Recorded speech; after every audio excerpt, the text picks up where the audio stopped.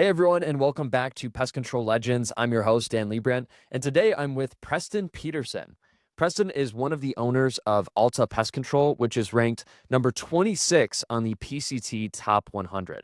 He started out selling pest control door to door, built Ardent Pest Control, and got on the Inc. 5000 7 years in a row, then merged with Alta in 2022 to create one of the fastest growing companies in the industry. On top of that, Preston has had 6 exits in pest control and owns multiple successful businesses across different industries. In this episode, we're going to talk about scaling through door-to-door sales, navigating a major merger, and building a company that attracts institutional capital. Now, without further ado, Preston, welcome to the show. Hey, thank you. It's glad to be on here with you. Of course, man. We were just talking a little bit before the show. Man, I'm so impressed with what you're doing, and yet you seem like such like a calm, chill, humble guy. I am just so avid to learn more from you and listen to you more. Yeah, I'm excited to be on here. Like honestly, it's fun to go on these things and to talk about the industry that's blessed my life and help others learn and hopefully get some, you know, information or some insights that can help them and help them grow their businesses and have success. So Absolutely. Cool. So let's start at the beginning of your journey and specifically in pest control. So how did this all start? How did you get into pest control originally? so I started so I went on a mission for our church to Brazil for 2 years and I came back. It was in August, and I came back and met my wife like the very first day of school in college. So it was like the end of August. We'd been back like a month. And we started dating. And, I was one of those really successful people where we got married in May, and I think I had $200 to my name.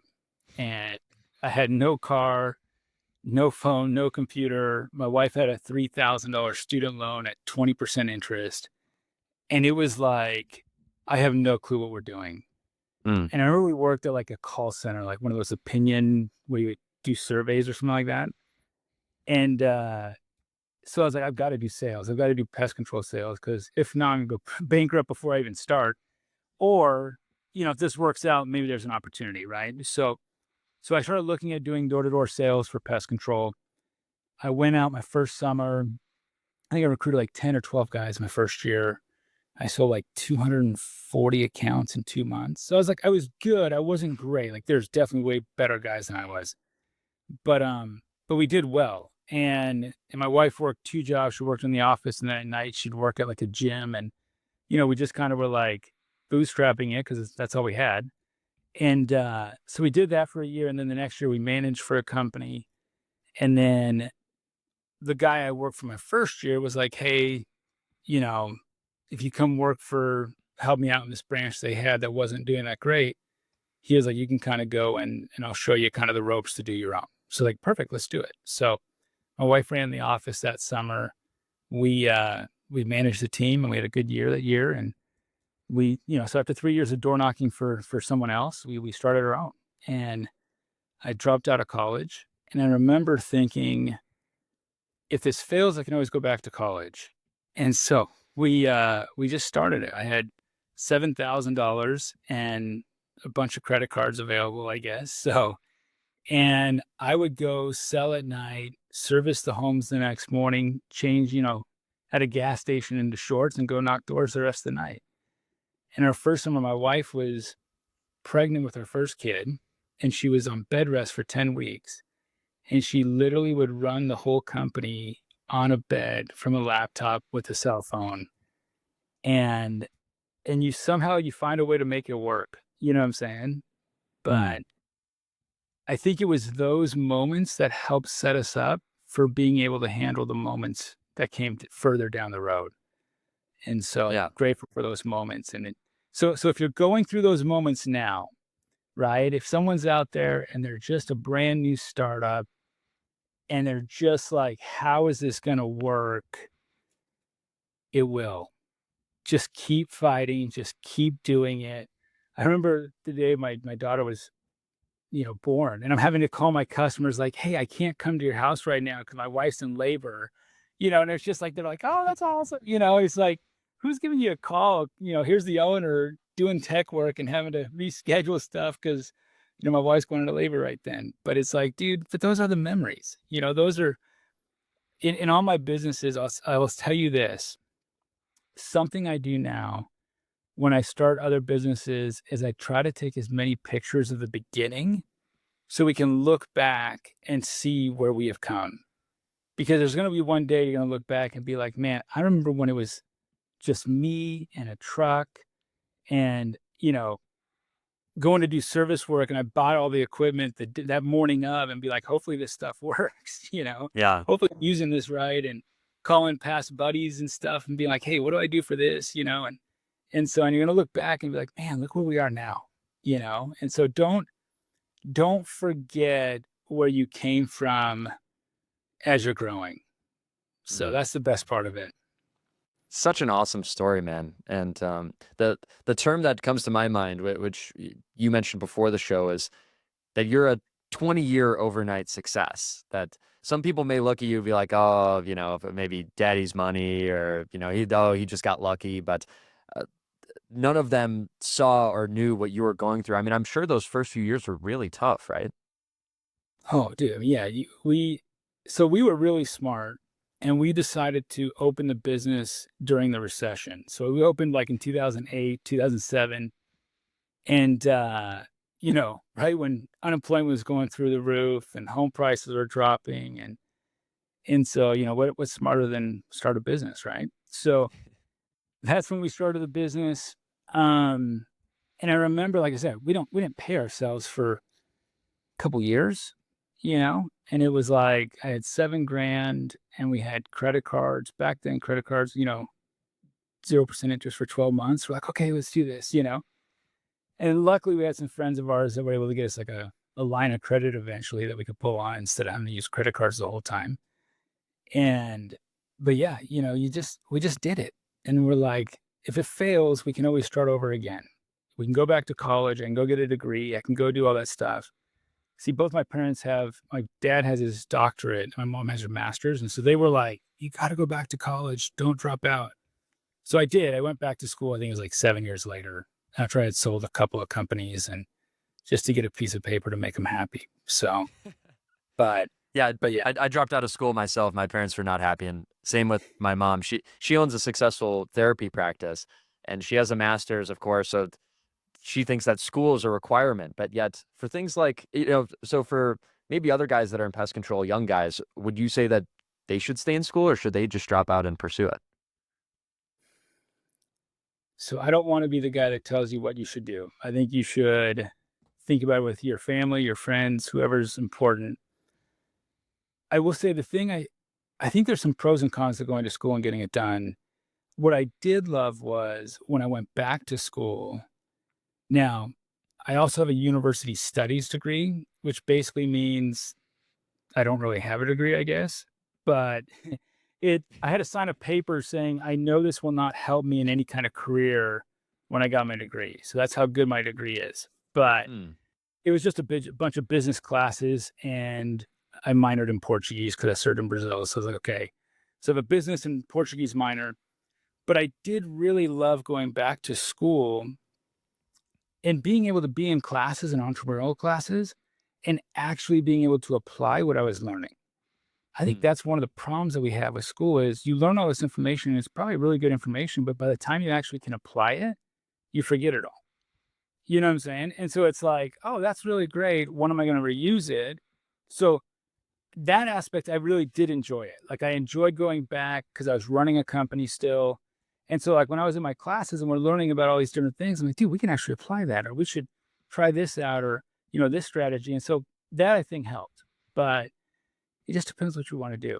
You know, Hmm. Down here in Puerto Rico, I've got a lot of friends of mine that are very successful.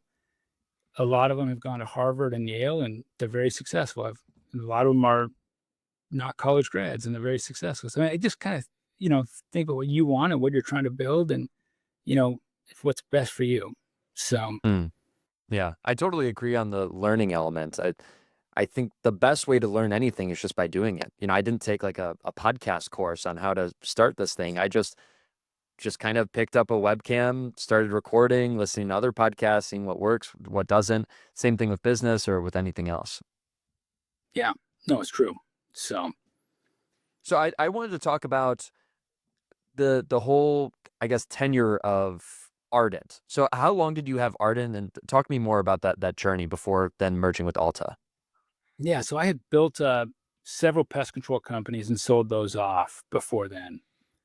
And we had Ardent about 10 years, maybe 9.5, 10 years. 'Cause I remember when we merged, I think they were about the same time as we were. Mhm. 'Cause I think we were both celebrating, like, oh, we're about to hit our 10-year, in business anniversary or whatever. So we went. So what the situation was, we were getting approached by a lot of private equity at Ardent, and I had talked to some friends of mine. We had some brokers and stuff, and they were like, dude, if you guys are a little bit bigger, you're going to be able to get a bigger multiple. And so we kind of looked at it and we're like, let's just go see. I had a couple buddies in the industry I reached out to say, hey, I knew they were going, not Alta. I knew other buddies of mine were going to go private equity. And so I reached out to them and I was like, hey, if we merge, I think we can get a better deal. And, Mm. it's kind of like a rare situation where 1+1 can actually equal 3, right? Yeah. And so they were pretty confident they could get their deal and at the price they wanted. And so I was like, okay, no worries. And so we were at the PCT Top 100 award ceremony, and we had some of our like equity partners that we had given equity on certain locations that kind of wanted to move on and do their own thing. And so we're like, yeah, that's fine. So I had some partners that were looking to get out, and we I met the brothers, Chris, Mike and Tyler at this PCT Top 100 ceremony, and we're just chatting. It was the first time I met them. And I'm like, dude, there's just something just fits here. Like they were in close to a lot of the markets that we were in. So like we were in San Antonio and Dallas and they'd be in Austin. We were both in Oklahoma City and I think we were in Tulsa. We were in like Kansas City and they were in Wichita, like just, Mm. lined up really well with our markets and really good guys, like really good guys. We're talking and we both had different strengths that we kind of brought to the table. And so as we're talking, we're like, and we were looking for someone to merge with because of the situation we're in. And it just kind of, every once in a while, you have those moments that just kind of fit, and you're like, Mm. maybe there's something more here that we're not seeing. So we're like, let's maybe explore this. And so we met up, we went up to Dallas at one of my buddy's house because they're from Austin. And we sat down and we're like, guys, I think there's something here. And so we kind of said, okay, here's the game plan, right? If we merge relatively soon, we want to go private equity. So the point of this merger is because we want to go private equity, we can bring some strengths to the table. They can bring some strengths to the table. Like we had a really good inspector program. Our technician program for sales was really, really good. They had a really good door-to-door team. They had a better inside sales team. And so we were like, a lot of this stuff just fits that we can get a lot of synergies off this. And so we go and we just kind of said, okay, let's keep exploring this. And there were some times where we were like, okay, yeah, let's do it. And things would cool down a little bit. And we're like, yeah, maybe not. Because the thing is, we were both good companies by ourselves. Like it wasn't like there was one company that was needing the other. But we were like, but together we could be really, really good and we could get a really good deal in private equity. And so Mm. we ended up getting through, and my buddy who's in banking kind of helped work through the whole logistics and all that kind of stuff with it. And so we get the deal done. And I think the plan was to like 2-3 years down the road go private equity. We ended up going private equity within like 8 or 9 months.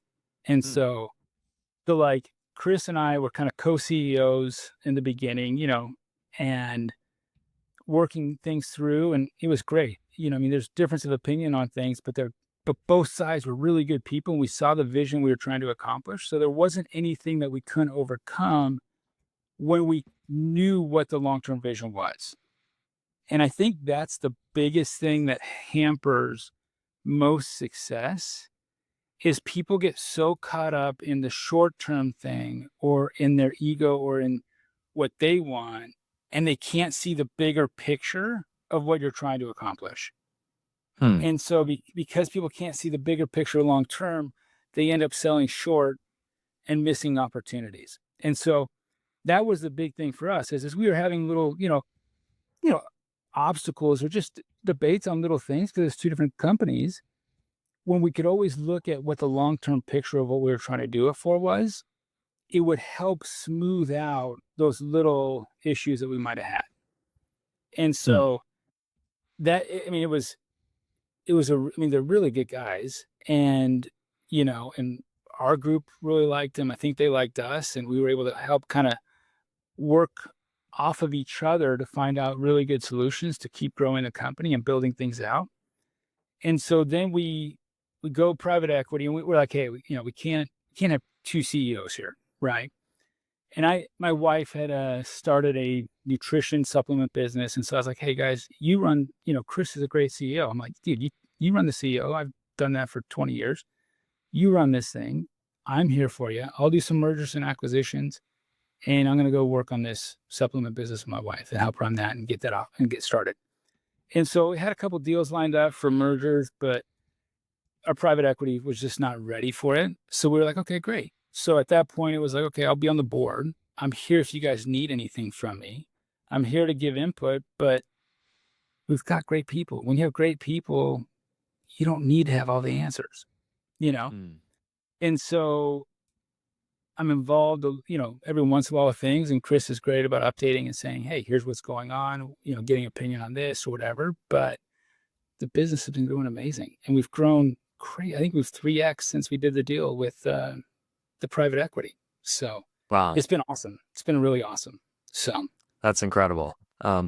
You said that the problem with most owners, whether it's pest control or any other business, is that one, you mentioned ego, but also I think you had more emphasis on they can't think bigger picture. So, I mean, why do most people not think bigger picture, and how can they? Hey guys, Dan Leibrandt here. Real quick, if you're a pest control owner looking to grow, I have two amazing resources for you.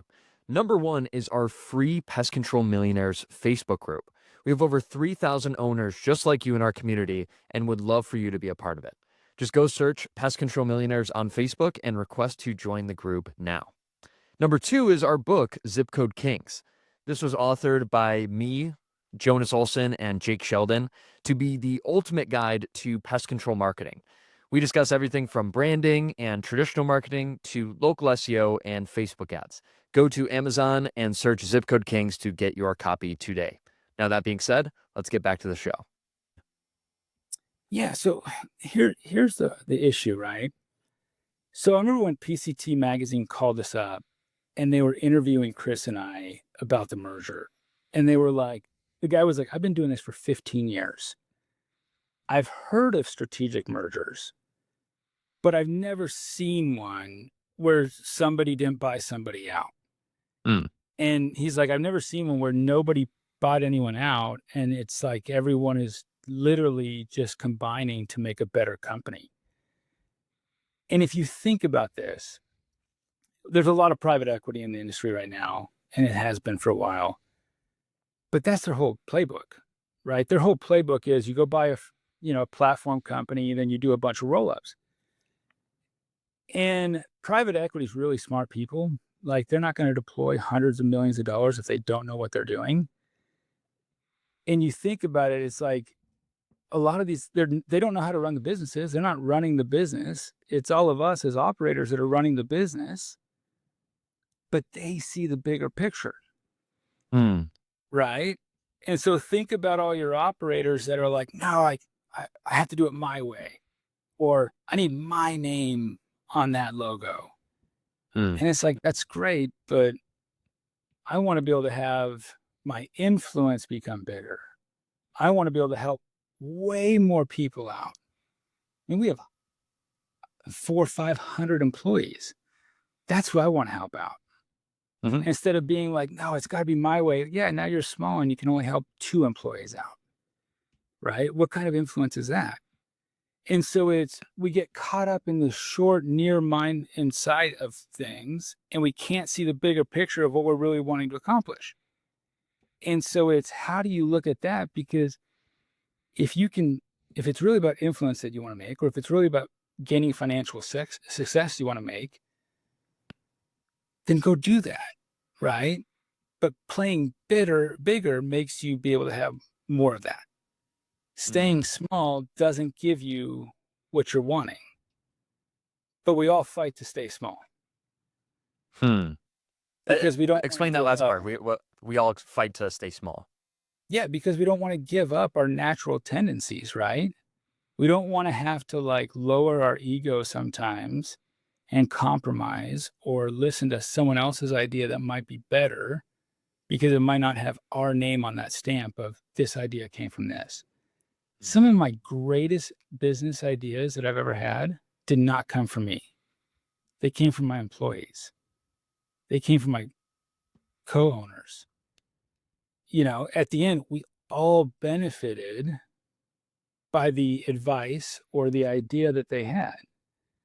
And I think sometimes we can't get out of our own way because we want it to be us that stands at the podium or that gets the glory on it, when really it doesn't matter.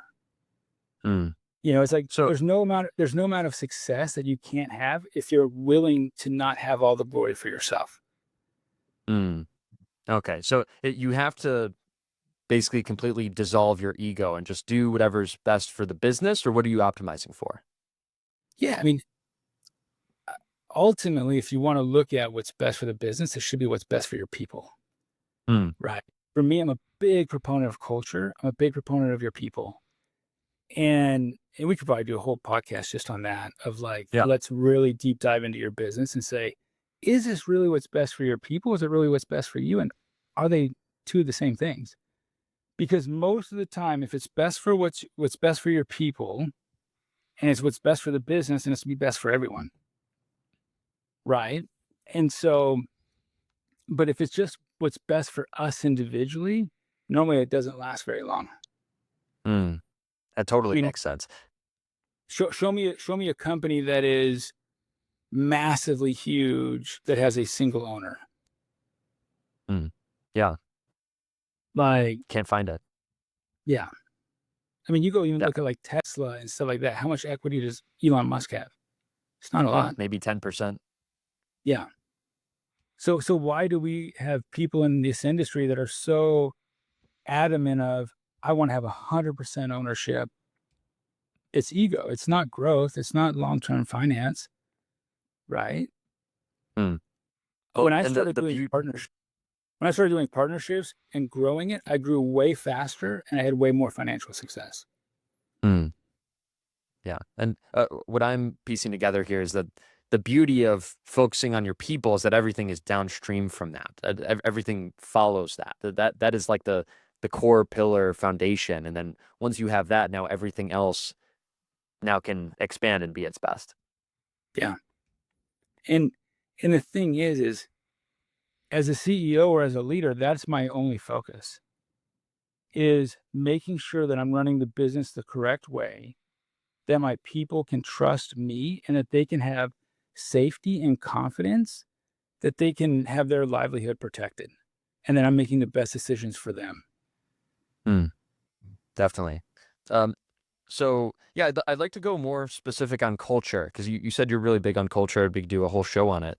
So, I mean, how do you think about and approach culture?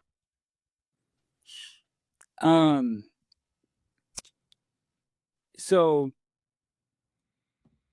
when I look at culture, our biggest and greatest asset we have is our people.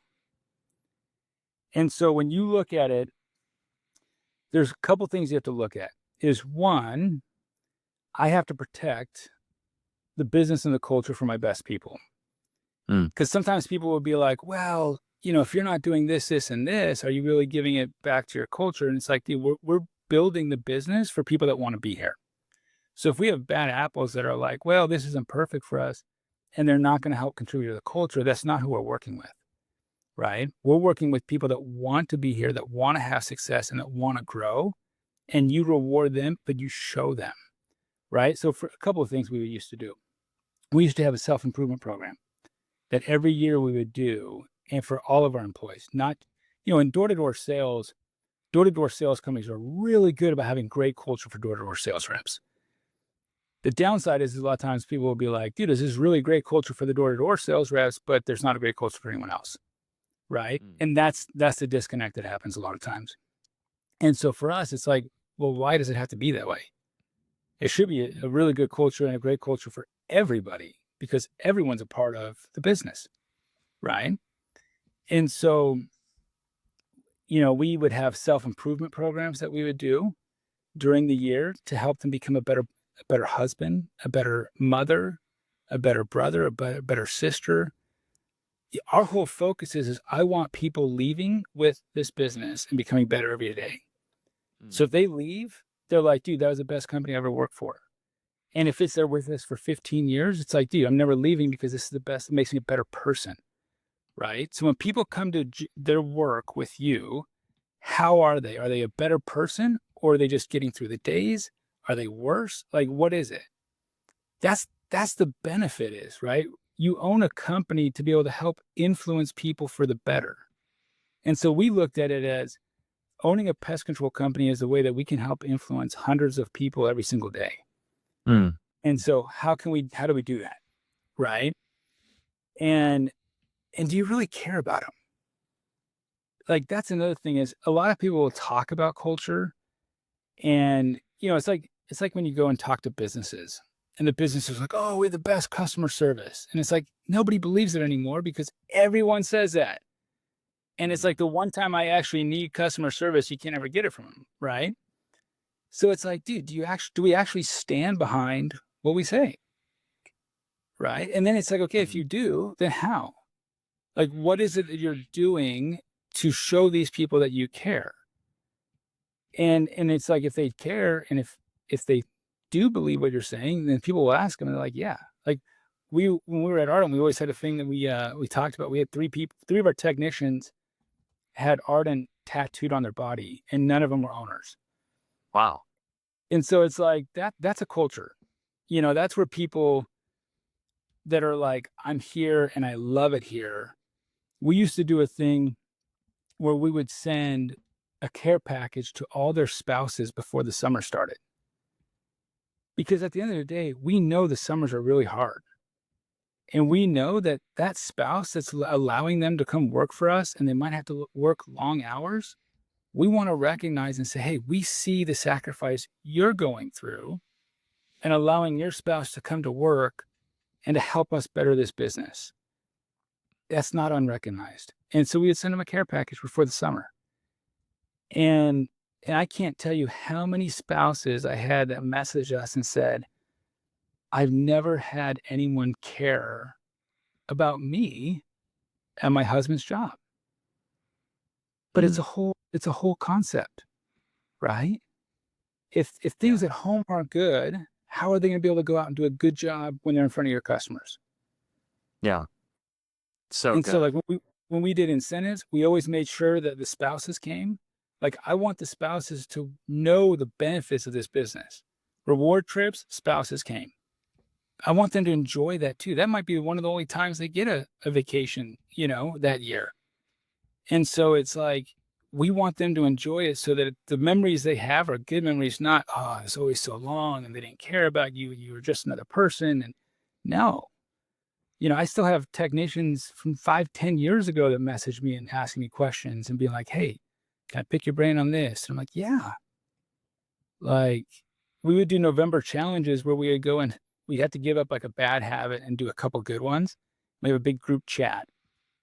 And it was so cool to see, like, we had several people that were like, I'm giving up alcohol or I'm giving up smoking and I've tried for 10 years, but this is the first time I've been able to do it because I have a support system around me. And it's like, those are the things that you see and you're like, we're making a difference. We're helping people become better in ways that are way more important than a paycheck or an extra dollar here or there. Right. Yeah. I'd say that is like the real fulfilling stuff. You can have all the money in the world, but I feel like there's just some intangible value to like really helping people out, right? Yeah. No, 100%. So that's Yeah. what it's about. And Right. yeah, there's another point. Okay, yeah. So you were talking about care. I just had a point there, which is, and I'll see if you agree with this. I don't feel like you can manufacture or fake care, because I've honestly never heard that point of, um, maybe sending a care package to the spouses, having them involved in any way. I think that's genius from a business perspective, but also I feel like you can't really fake something like that. That has to be genuine. So, I mean, maybe to make this more tactical, when you're placing and hiring leaders and managers, are you making sure that they're caring people, or what kind of people are you looking for? Yeah. So that's the best part about it, right? Is when you have your standard of the company and you have your mission statement and your core values. If you're if you have people that are leaders that don't believe in those, they can't be your leaders, Mm, right? You're not going to go to battle with people that don't believe the same way you do. hmm And so when we go there and we're like, hey, who's our leadership? It's, do they actually believe these core values? Because if you bring and elevate leaders that don't believe in your core values, then you don't believe in your core values. mm, got it. Yeah, no, that totally makes sense. Um, I wanted to ask you, kind of pivot here.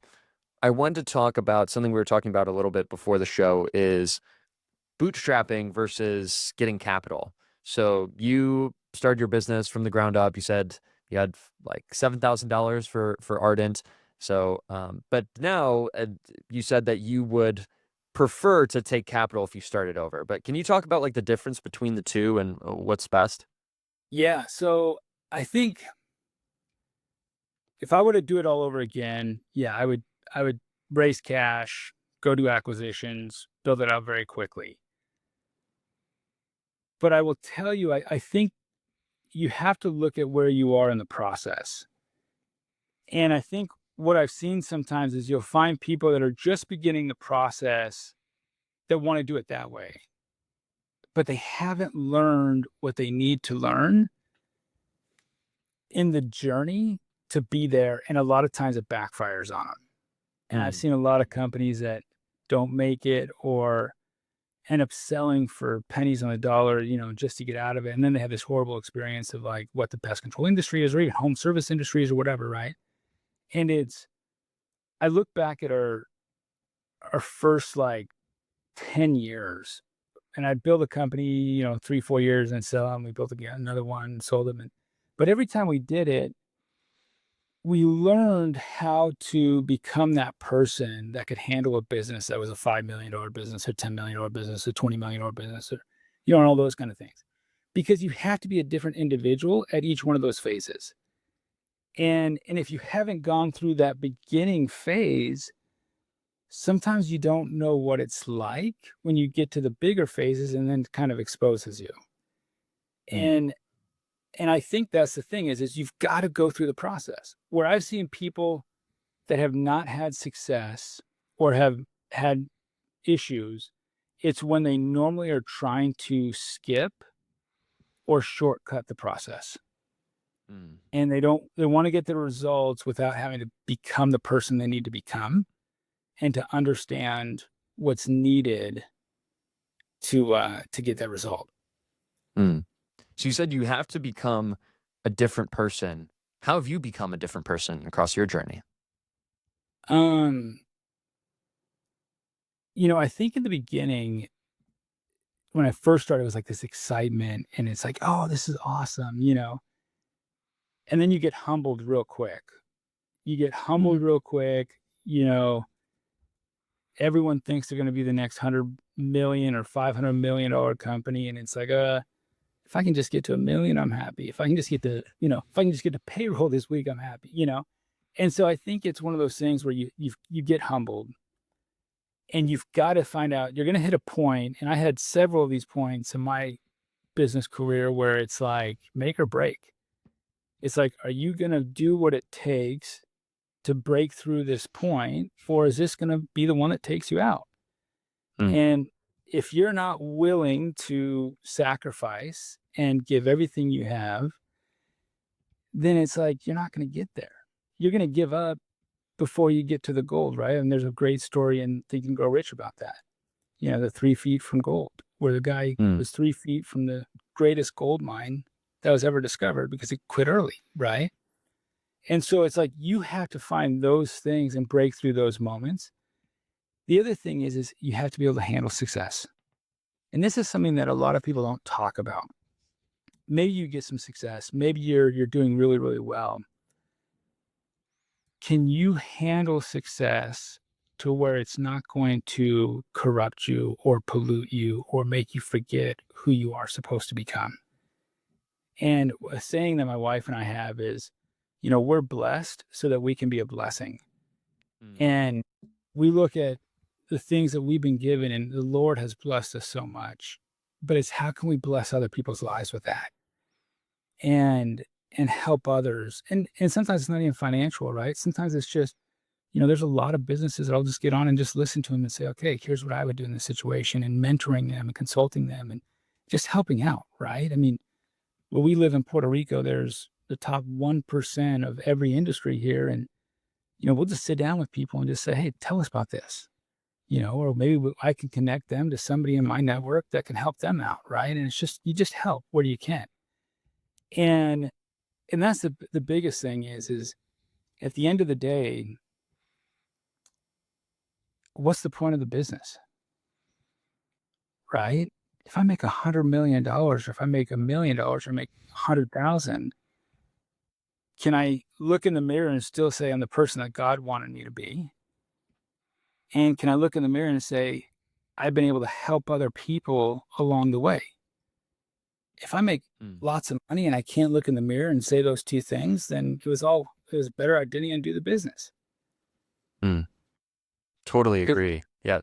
Yeah. I love that point on those of us who are blessed are kind of here to bless others, because many people are not fortunate in this life, and some people are very fortunate. Like I feel very blessed. You're very blessed, and I feel like it would be a waste to just use that for yourself and just indulge in yourself. But I want to ask there. I mean, have you had any trouble with that? That you mentioned the term handling success. Have you ever had trouble handling success? Yeah. Yeah. It's interesting because here in Puerto Rico, a lot of people have a similar story. Mm. And I'm actually glad you asked this question because it's a good thing to talk about. Because people talk about how to get success or having success.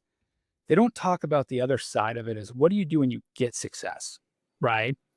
So we had sold part of Alta to a minority stake to private equity. We got a small paycheck. And my wife has a very successful nutrition business that we run.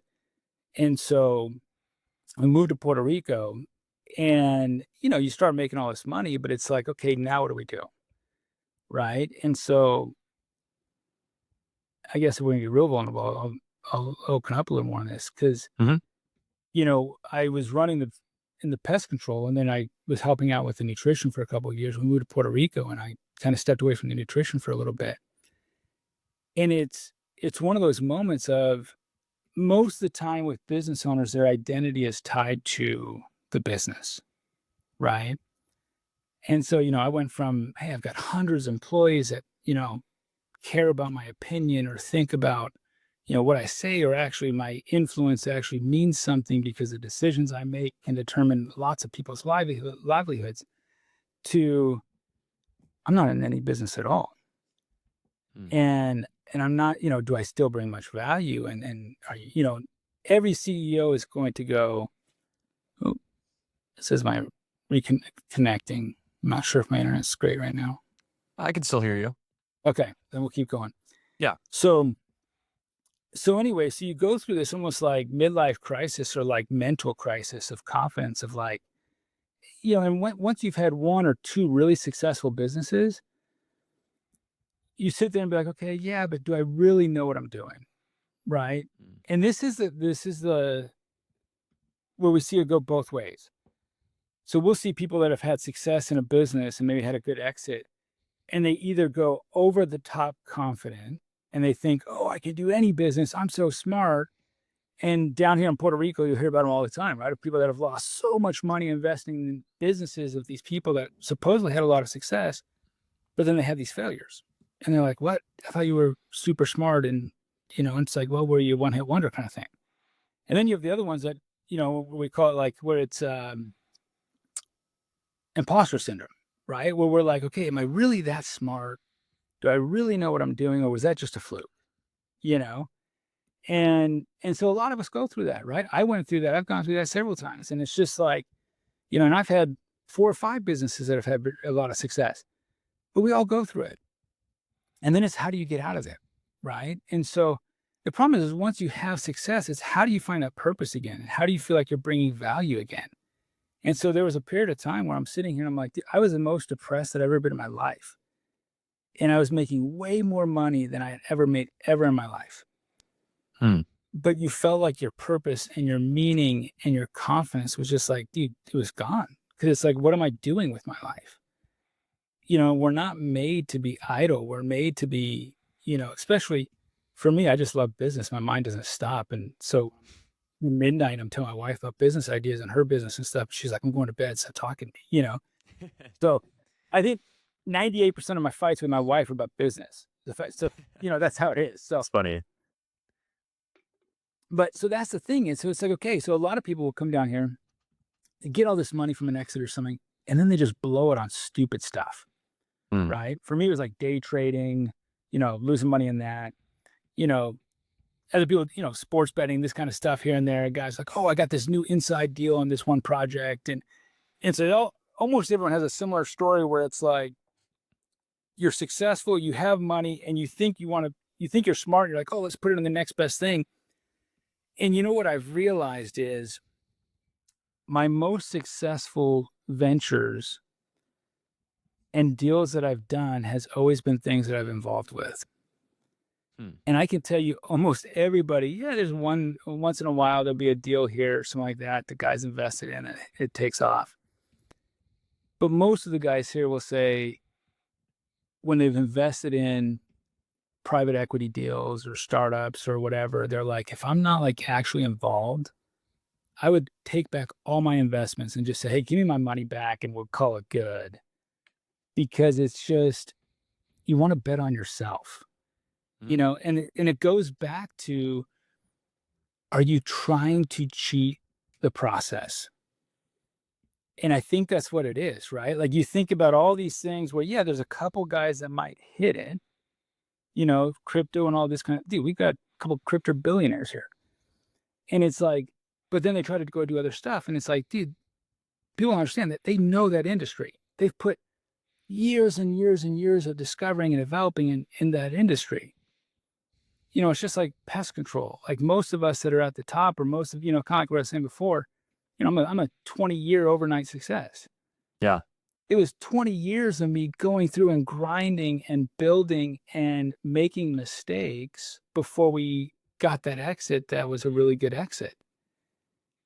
And that's the problem is people, if you're trying to skip the process, if you're trying to skip the journey to get the result, the odds are you're not going to get the result. So you can't skip the journey.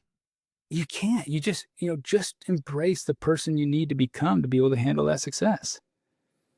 Got it. And so, it's, all over the time here. We have so many guys have the same story where they're like, oh, I invest in this thing and it's supposed to be 10x in 2 years. And, it's just hype. And it's like, dude, you got to build a business. You got to just put in the work, trust in yourself.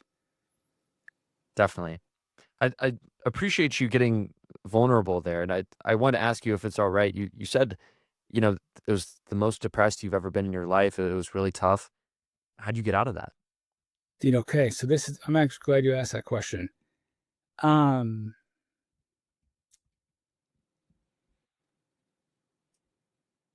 I might get a little emotional with it. So I actually was called to be one of our seminary teachers for our youth program down here in Puerto Rico. And when you lose confidence and when you lose kind of just hope and you're just like, dude, I just don't feel like I have a purpose. Working with the youth in our church down here. So I teach, there's 3 of us teachers down here. And we have early morning seminary at 6:20 in the morning. And there's probably 30 kids that come to the seminary. And so I teach 2 days on and then 2 to 4 days off. And honestly, it was the youth. It was Mm. seeing them and seeing how they cared and they wanted to hear and they wanted to know, and then seeing the struggles they go through and seeing how you can make a difference in their lives is what impacted my life. Mm. And I'm grateful for it, right? At the end of the day, it's God. And we don't see the other side of the story. And so whenever we're in depression or in a tough spot, and on Jonas's podcast and other podcasts, I've shared, the kind of the moment in my businesses where there are specific moments where it literally was God's hand that made up the difference. And what we thought was the trial or the issue in the business that was going to put us under turned out to be the biggest blessing. And I think it's the Mm. same thing if we're ever going through those hard moments, right? Where we just feel like we're losing hope, or we feel like we're not worth that much, or we don't feel like we're valuable in any aspect, right?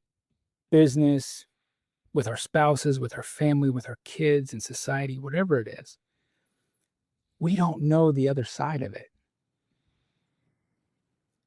And looking back now, trust me, I lost a lot of money doing day trading. Don't do that, you know. But I look back at it now and I'm like, dude, there's been at least 10 or 15 people that I'm able to sit down with and say, hey, let's talk through this. Like, what are you going through? And being able to help other people so they don't have to make the same mistakes, right? Or that they can see trials that they go through and to be like, maybe this is your blessing, you know? Mm. And so it was the moment that I was able to just say, okay, I'm done wanting to do any of these things, right? Like it was a bunch of, well, how much time we got? I don't want to take too much time, but we'll go a little No, bit no, deep. let's keep going. I've got as much time as you have. Okay. So my wife and I were really big into vision boards. Okay. And so we had a vision board of things that we wanted in our lives. And it was interesting is because when we moved to Puerto Rico, it completed the last thing I had on my vision board. And that was to have a beach home. Right. Mm. And so we go, and this is something I want to really stress with you guys and everyone that's listening, is how many times we hear in the scriptures, ask and you shall receive, knock and it shall be open, Yeah. right? And it's like, but are we really asking? Are we really knocking? And so when I sat there and I was depressed and I was like, well, I was like, I can't go do another pest control company because I own part of Alta and those kind of things. I'm like, but I know how to do that. I'm really good at that, but I can't, And then it was like, well, I know how to do influencers and product-based businesses, but I can't really do that because I couldn't compete with my wife's business. And, so I was looking at everything I couldn't do, right? And it was more of like, oh, what I'm really good at, or the low-hanging fruit that'd be easy for me to just come in and do, I wasn't really able to do. But instead, it was like, okay, and I was praying and saying, Lord, help me, show me what you want me to do. But it's like, if I'm just saying, hey, Lord, will you do the work and just tell me, that's the problem. And so for like 6 months, I'm like, why have I not written down a new vision board? And part of the problem was like, dude, everything I want, I could go do. If I want to go on a trip with my family here, we can go do it. If I want, we were very, very blessed financially, but mentally, I'm just like struggling. I'm like, dude, Lord, I'm asking for help, but I don't feel like I'm getting it, right? And really, the bottom line was I didn't really want it. I wasn't willing to do the basic principle of saying, hey, what do you want, Preston? Tell me. And then go make a plan up and then come to me.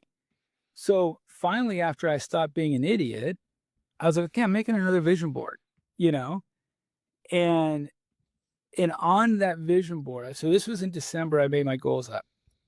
And one of my goals on there was to say, okay, I want to have equity in 2 more businesses. At that time, I think I had 3 companies that I owned. And I had no clue what I was going to do. I had no clue what kind of businesses these would be. And literally within a week of writing down my vision board and really praying and really saying, okay, and stripping myself of these stupid things, right? Distractions that we have of like day trading, all this other stuff. It's like, okay, I'm going to get rid of all of those things. I'm just going to focus on what I can control. And I'm going to focus on, giving back to the youth in the church. I work at our temple once a week here in San Juan. And I'm like, I'm going to work with you, Lord. And in response, can you help me as I show you what I'm willing to do and put forth effort? Can you help me to know what I should do if these are the right things or not? Right? A lot of times we'll just say, Lord, show us, but we don't want to put the effort in. So I literally go out and I'm like, okay, I'm writing it down. Here's my plan. Don't know what businesses we're going to do. The next week, I get a guy who used to work for me text me and says, hey, I've got this business. You know anyone that wants to invest in it? And I'm like, yeah, maybe. I put a connection into him, but I was like, what about this other business? He had just started a garage door business. He's like, dude, it's going really well. We just figured it out. And all of a sudden, I'm like, dude, I think we could scale this thing. And so we talk, and all of a sudden, things work out. We get a deal. We partner up. And we're on pace to grow that business by 8x this year. Wow. So that was in January, we did that deal. February, another opportunity came to me out of the blue. I sent a message to some guy. He's like, dude, let's talk. Works out. We're now invested in that one. And now I've got a third business that we're actually working with that will launch here probably next week. We'll get all the documents set up to launch. And so it's just a confirmation of like, literally the Lord wants to bless us more than we ever imagine. It's just a matter of us of asking and going and doing it, and putting the effort, right? It says like asking to receive, knock, and it should be open to you. Well, knocking is an action verb. Knocking isn't like just say, hey, tell me and give me this. It's you actually have to put forth effort. And I think sometimes when we have a change in scenery or an environment, or we're doing something that's different, we moved down to Puerto Rico and it was always, oh, I can't be involved as much because, yeah, there's so much great networking here, but they're not active businesses or whatever. It's like, no, we find whatever excuse we want to find, and buy into that, right? And it's just like, dude, they're all lies.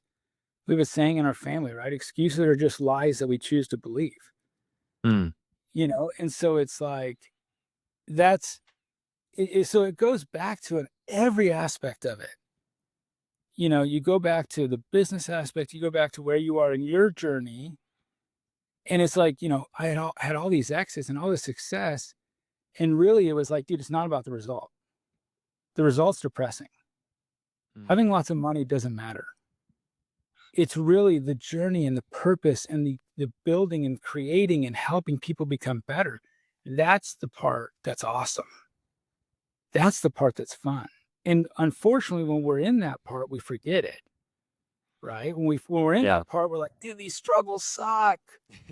I don't know if I'm able to make payroll. I don't know if I got to go work 12, 15 hours a day, And now I'm golfing every day and I'm like, dude, this sucks. And if people are like, dude, you live on a resort, golfing every day and you're going to tell me your life is bad? And I'm like, dude, I'm more depressed than I've ever been in my life.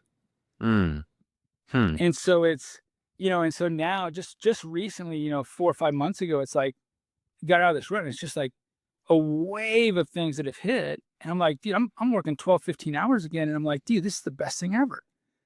Like, but it's just, we have to get there. The Lord's willing to bless us with whatever we want if we're willing to do our part.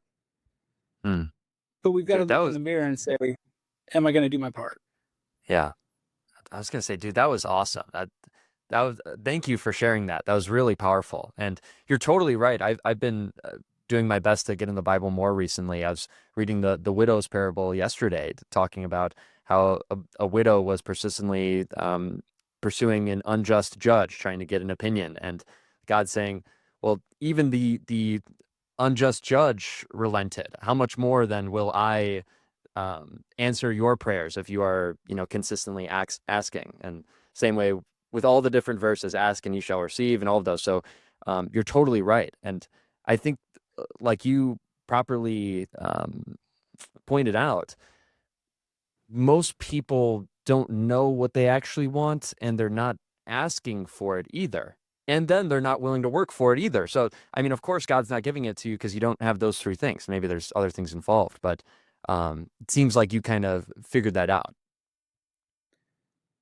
I don't know if I figured anything out, to be honest.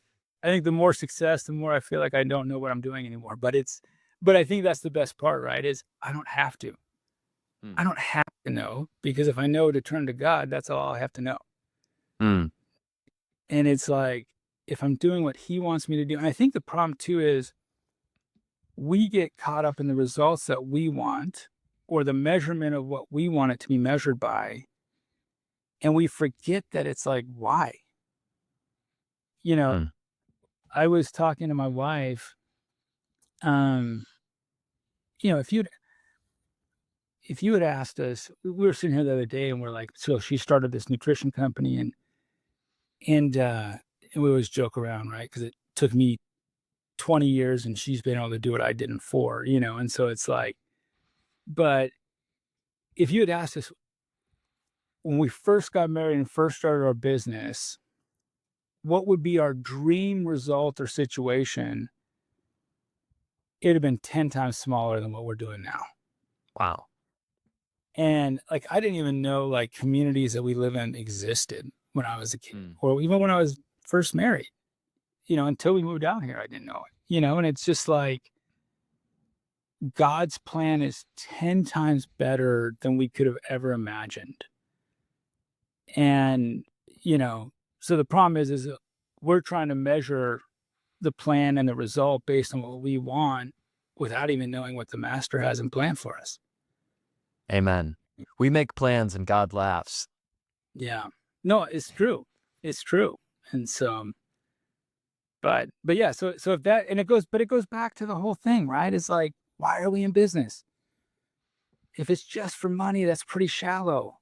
Yeah. If it's just to make money, it's not going to be satisfying. Mm. But when you can look back and see what you've been able, and who you've been able to come along the way, and who you've been able to help, and what you've been able to help them become along the way, that's what will last. Totally agree. And that goes back to the Bible too.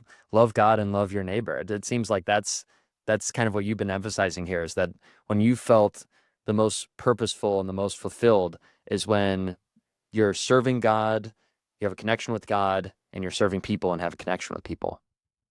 Yeah, it's true. But it's good. That's lasting. Yeah, definitely. Yeah. One other point I wanted to touch on before we wrap up here.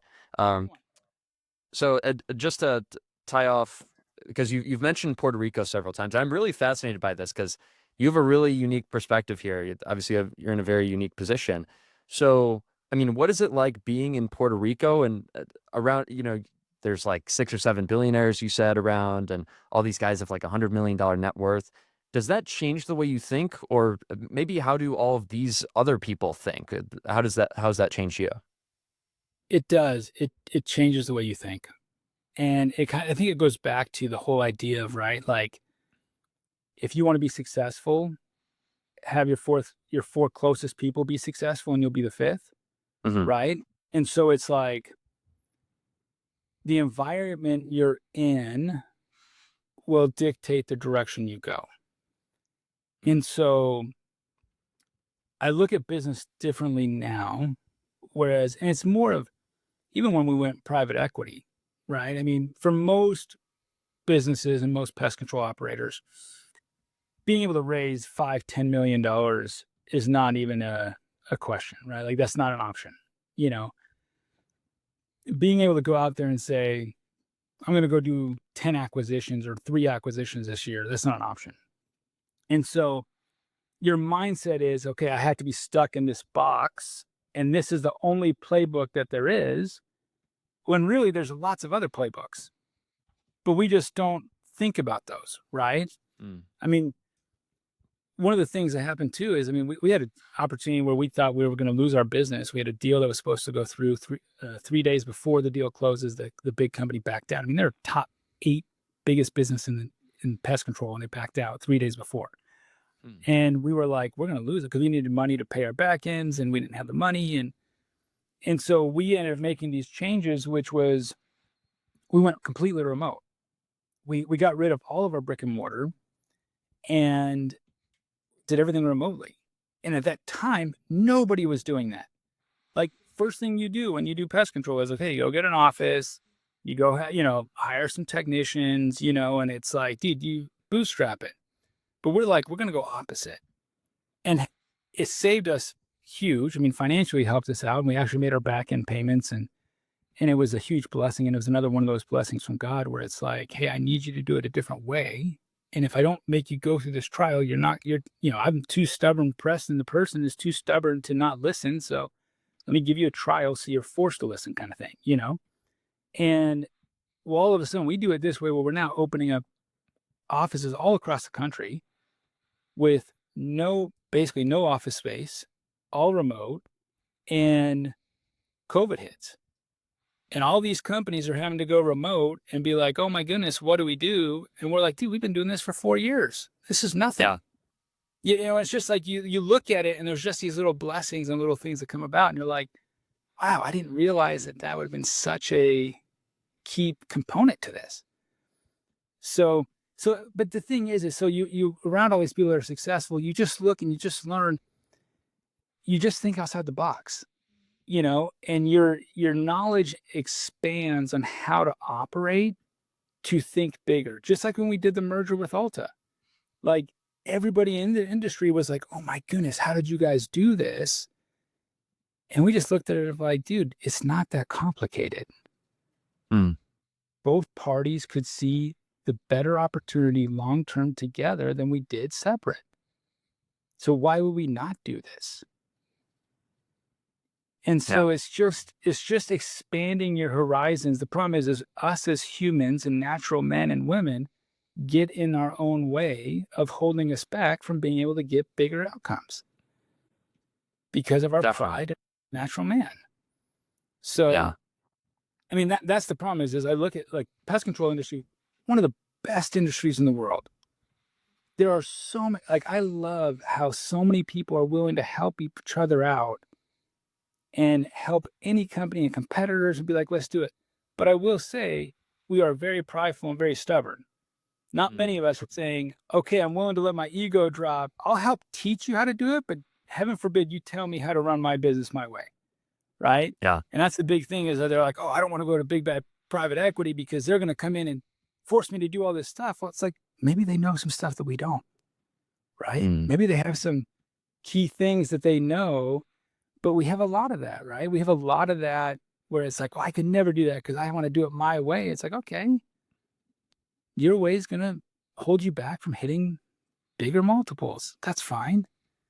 If that's what you want, for me, I can make a bigger difference when I have more money in the bank, when I have more employees that I can employ, when I can grow a business that has a bigger influence nationwide, I can help more people. That doesn't mean it's the only way to do it. It just, for me, that's the best way I can do it. Definitely. Yeah, you're right. There is a lot of pride in this industry. I've noticed a distinct separation of, for instance, people in our marketing program. It's, with me, Jake, and Jonas. And obviously Jonas is the big shot. He's doing like $10 million a year and he's growing super fast. And I've seen that people that are willing to lay their ego aside and just listen to him and basically copy what he's saying because they know that he knows better. I mean, there's something that he knows that they don't know, just like I'm sure many things that I don't know and many things that the listeners don't know. With growing a pest control business, why would I try to figure it out on my own or think I know better than someone like you, Preston? Obviously I don't. And obviously most other people don't. Yeah, but I think that's the best part, right? It's like, I have some strengths, but I don't know all the answers, right? Like, and like I said before in the beginning, like some of our greatest benefits we had in our business were not my ideas. It Mm. was me listening to my employees who, and I think this is the problem, is we have a lot of people that are CEOs or owners of companies that think they have to know all the answers. And the truth is exact opposite. You don't have to know all the answers, but you have to know who to rely on, where to get the answer, Mm. right? As a leader of the business, I don't have to know all the answers, but I have to be able to trust my people and be able to know the information around me to say, okay, what is the best solution from all the information that I get? And when we go and say, I'm the only one that can bring the information to the table, that's the problem, Mm. right? Got it. It's if I've got to make a big decision in my company about our products or our customer experience or my employee experience, I want to go and talk to people that are on the ground level that see it every day, that know what it's like to do this, this, and this, right? Or to know what they're going through. Because if I'm not there and seeing it and experience it for me personally, and that's the problem is when you get so big, it's harder to see that, right? And so you've got to really depend on your people. But the hard part is when you have success, sometimes our egos get bigger. And so we think, oh, we've had success and we think it's because of ourselves. And so we don't listen to as many people around us when it Mm. should be the exact opposite. The more success you have, you're getting further, right? Obviously, we're 60 to $75 million company or whatever now. I think it'll come out soon. And I'm not running routes every day. Mhm. So what do I know what it's like for my technicians? So if I'm trying to say, oh, this is what's best for my technicians, but I don't ask my technicians, what kind of information am I really getting? Right. So I need to go to Yeah. my managers and some technicians and say, hey, help me get what you're seeing on the ground, guys, so I can make a best decision for you guys within the parameters of what we need to get. But what happens is we get very confident in ourselves. And we think, oh, well, here's the best financial thing on paper that should make sense. But we take out the people or our best or most important asset and we don't include them in the process. And then guess what?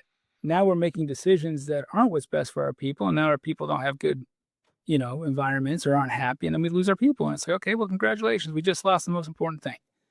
Mm. And this is why we hear the scary stories, right, of private equity or the big companies, because it's like, oh, they don't care about their people. And maybe part of that is true because they're just looking at the dollars and cents, but the dollars and cents, when it's aligned with the people, will give you a better outcome, Mhm. right? I mean, I can think about 4 or 5 things in this industry that it's like, if we could solve this problem, we'd make way more money. And solving that problem means we just got to trust our people. Yeah, definitely. And okay, so first you have to, I guess really first you have to have trustworthy people, and then you have to be willing to trust them.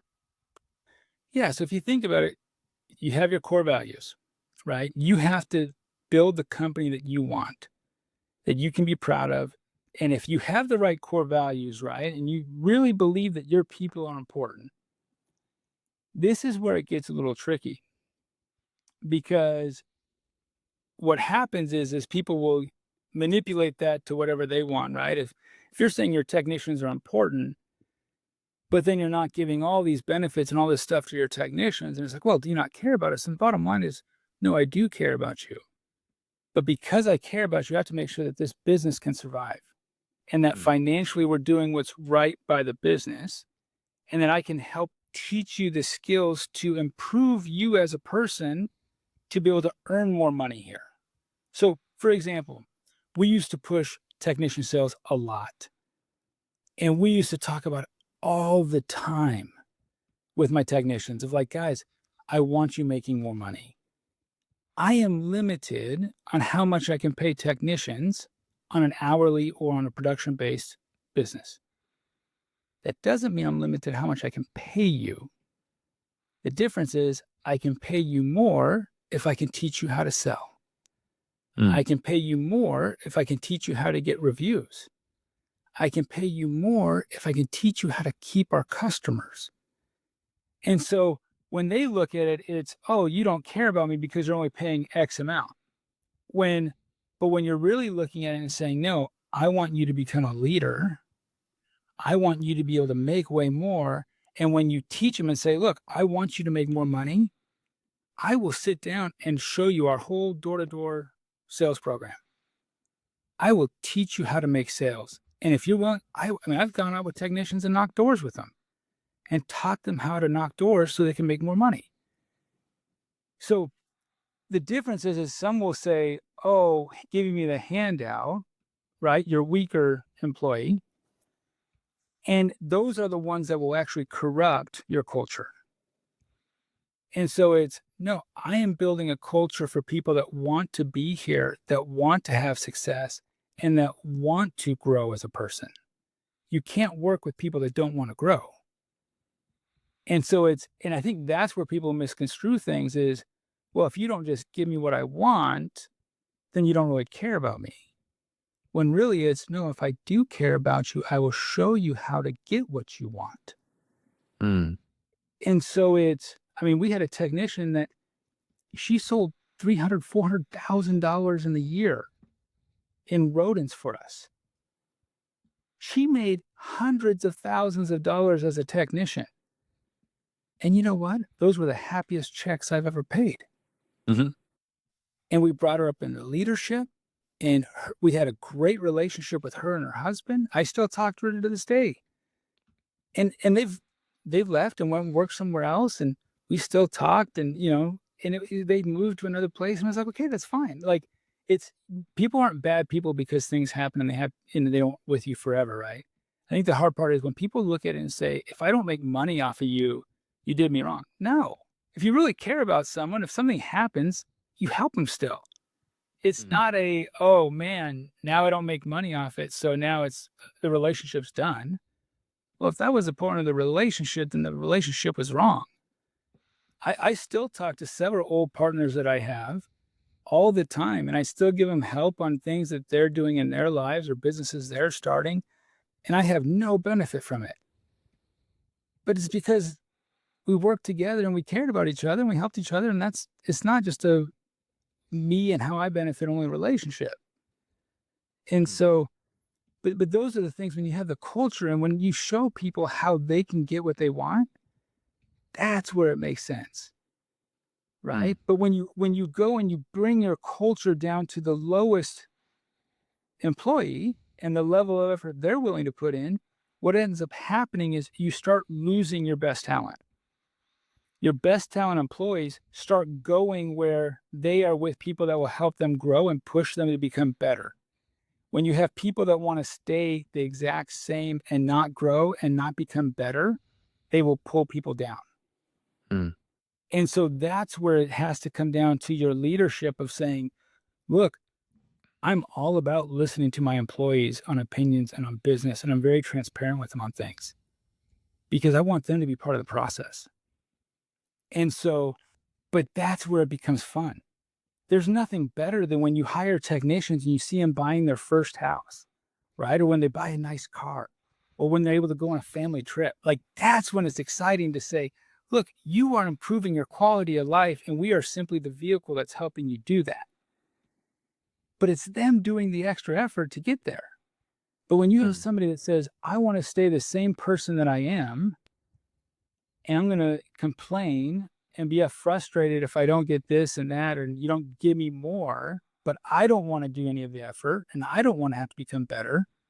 That's not someone that can help your culture. Right. And so by keeping those types of people around, you're doing a disservice to your culture and to your people. That is so good. I feel like everyone needs to rewind that and listen to that back. So critical to building a large company that's sustainable. And it reminds me of something that Tommy Mello said. I'm sure you're probably familiar with him. Yeah, Tommy's a good guy. Yeah. He said, paraphrasing, that everyone's dream should fit within your dream. So you as the business owner should probably have this pretty big dream, this big goal for the company. Maybe, I don't know, maybe it's a few million, maybe it's, multiple 8 figures, whatever it is. But people like you're saying need to be able to grow within your company. And especially, as you said too, those really high achievers, those really talented people, if they, you know, that is like the ultimate goal to get them in your company. But if you can't keep those people because they can't grow and they aren't given a path to have something that's their dream, then you're probably going to lose them. Yeah. So there's three things that happen in your business continually, right? One is your business is outgrowing its people, or your people are outgrowing its business.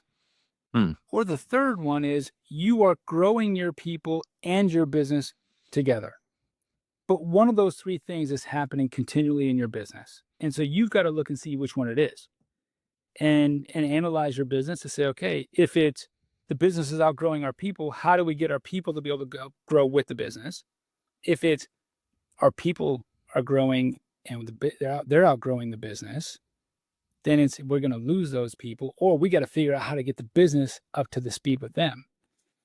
And so it's like you do those two things, because then if you can get both the business and the people growing together, that's when you can have a lot of fun and have a lot of success. Definitely. Well, cool. Preston, I really appreciate your time here. This has been an awesome podcast. It has been really great. And I've got one final question for you before we go. And that is, what is your message to the pest control owners out there? What do you want to tell them? What do you think they need to know?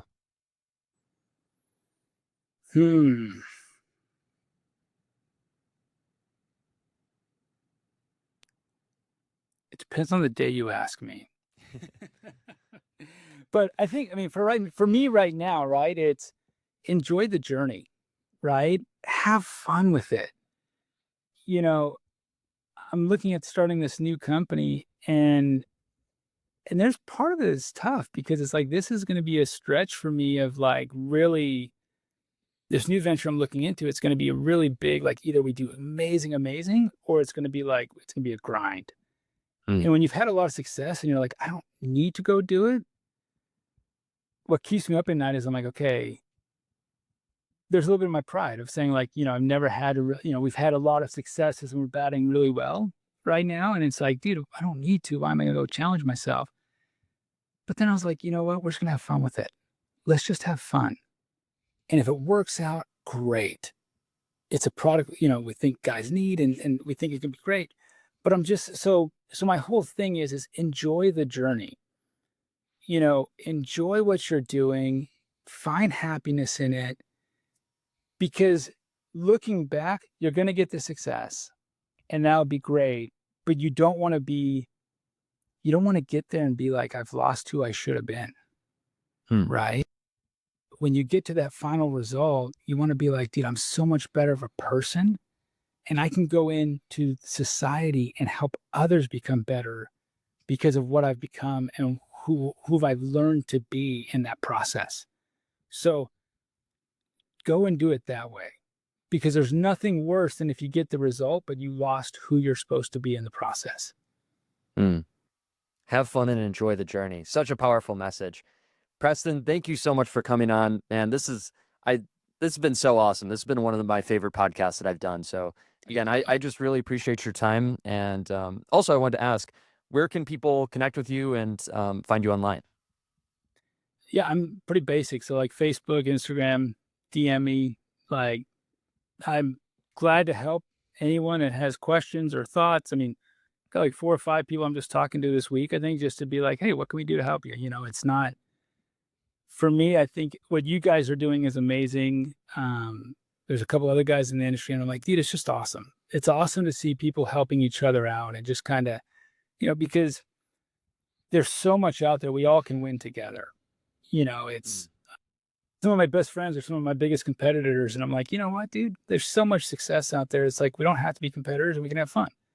We're going to lose accounts to them. They're going to lose accounts to us. But at the end of the day, it's like, dude, we're all doing it for the same thing and we're all having fun doing it. So fun. Absolutely. Yeah. I mean, yeah, message. If anyone wants questions or DM, just message me, and whatever I can do to help, I'm here to help. So sweet. So make sure you guys go follow Preston on Facebook and Instagram. Both those links will be in the description. And anything else you'd like to plug or promote?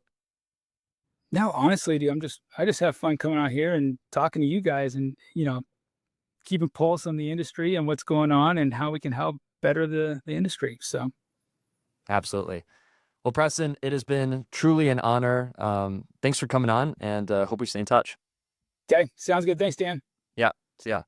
Yeah. Hey guys, Dan Leibrandt here. Thanks for listening to this episode of Pest Control Legends. I hope you found it valuable. If you did, make sure to like and subscribe. Also, leave a comment and let me know your thoughts. I read every single one and I really appreciate it. Now, that being said, I'll see you guys in the next one. Peace.